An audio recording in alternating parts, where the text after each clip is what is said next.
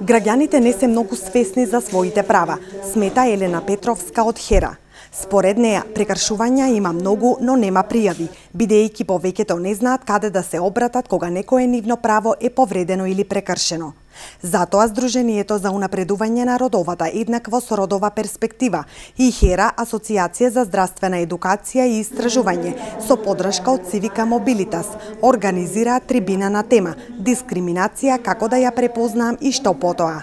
Има различни типови на дискриминација, има групи кои што каде што да речеме локалните здруженија кои што се формирани ги потсетуваат и им помагаат на граѓаните, но имаме заедници кои што упорно многу години се трудат да ги остварат своите права, меѓутоа не можат.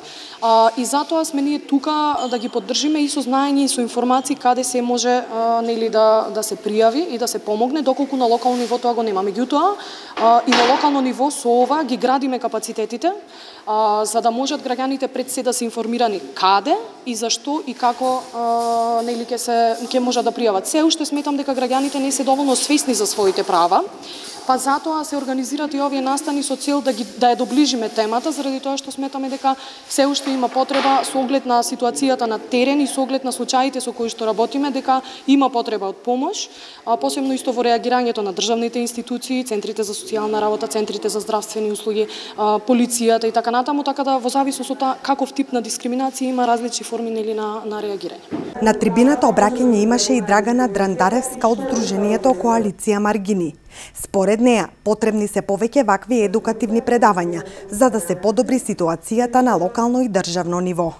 Дискриминацијата доаѓа во различни форми и различни облици. Она што го знаеме како најчести и најочигледни примери на дискриминација е директната дискриминација, нели? Во едно кафеле не пуштаат роми, например. Не кажувам за Струмица, не знам дали има таква негативна пракса овде, меѓутоа има последно таков случај од Прилеп. Тоа што во едно кафеле не се пушта да седнат граѓани од една етничка заедница, тоа е директна дискриминација. Градоначалникот на општина Струмица Коста Јаневски рече дека локалната самоуправа секогаш е тука за соработка, особено за теми кои се важни за сите граѓани.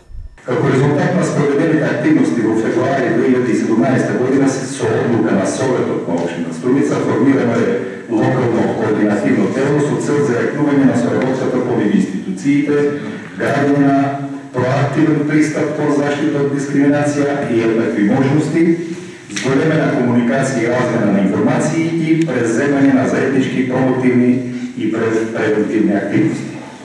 Локалното координативно тело за заштита од дискриминација представува мултисекторско постојано тело, во кое членуваат представници од различни институции и граѓански организации, разменуваат информации и преземаат заеднички активности, помагаат при по-успешно спроведување на Законот за еднакви можности и Законот за заштита од дискриминација на локално ниво.